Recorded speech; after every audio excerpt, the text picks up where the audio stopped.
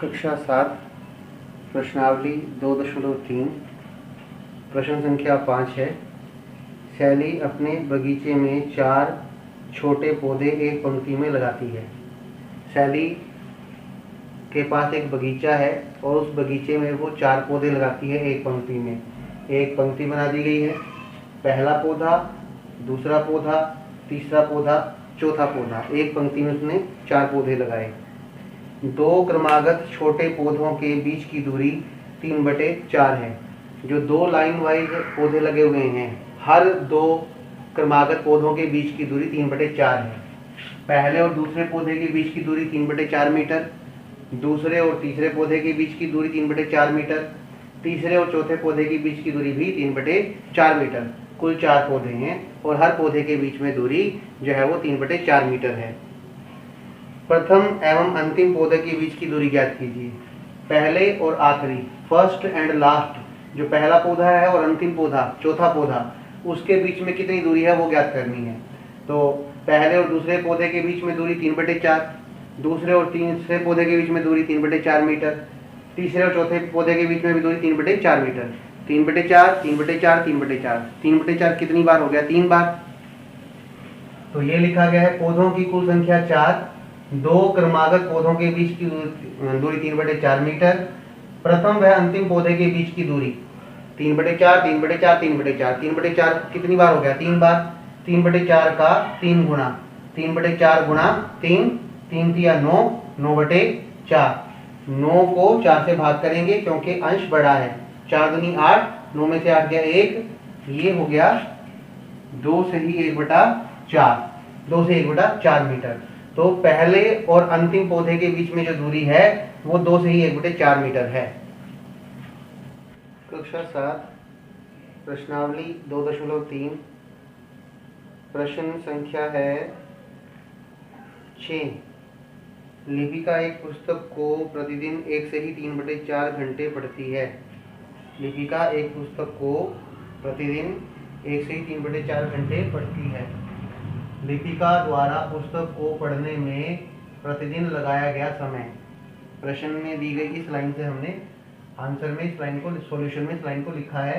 लिपिका द्वारा पुस्तक को पढ़ने में प्रतिदिन लगाया गया समय 1 से ही 3/4 घंटे। 4 एकम 4, 4 और 3 7, 7/4 घंटे। इसके बाद है वह संपूर्ण पुस्तक को 6 दिनों में पढ़ती है। पूरी पुस्तक को वो 6 दिनों में पढ़ लेती है।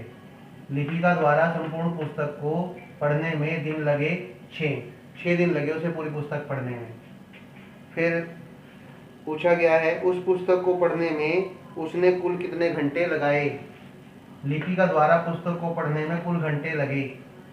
हर रोज उसने 7/4 घंटे का समय लगाया पुस्तक को पढ़ने में, और ऐसा लिपिका 6 दिन तक करती रही। इसलिए 7/4 का 6 गुना कर दिया गया।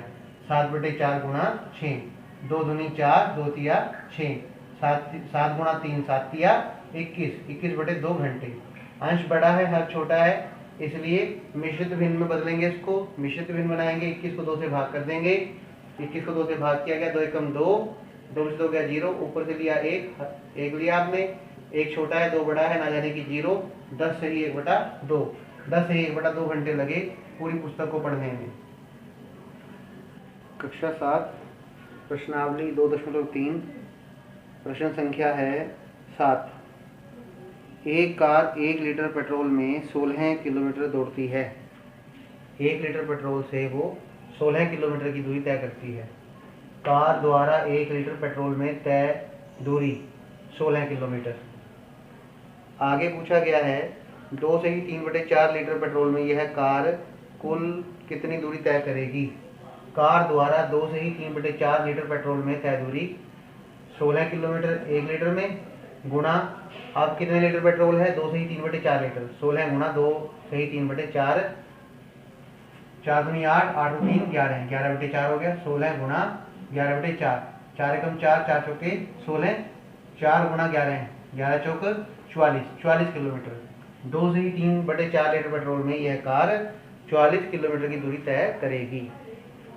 कक्षा 7 प्रश्नावली 2.3 प्रश्न संख्या 8 ए का पहला भाग है।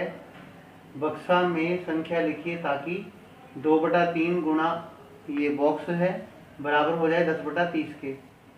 2/3 के स्थान पर 2/3 गुणा करने के बाद 10/30 आना चाहिए। अंश के तौर पर 10 मिलना चाहिए और हर के तौर पर 30। अब आप इसको ओरली भी कर सकते हो। जैसे हमें वो नंबर सोचना है जिससे हम गुणा करें, 2 को किस नंबर से हम गुणा करें, किस संख्या से गुणा करें कि हमें 10 प्राप्त हो। तो वो अंक, वो संख्या 5 है, 2 पंजे 10 होता है। इसी तरह से 30 परिणाम आना चाहिए। परिणाम क्या आना चाहिए? 30। गुणनफल क्या आना चाहिए? 30। 3 को हम किससे गुणा करें कि परिणाम या गुणनफल 30 आए?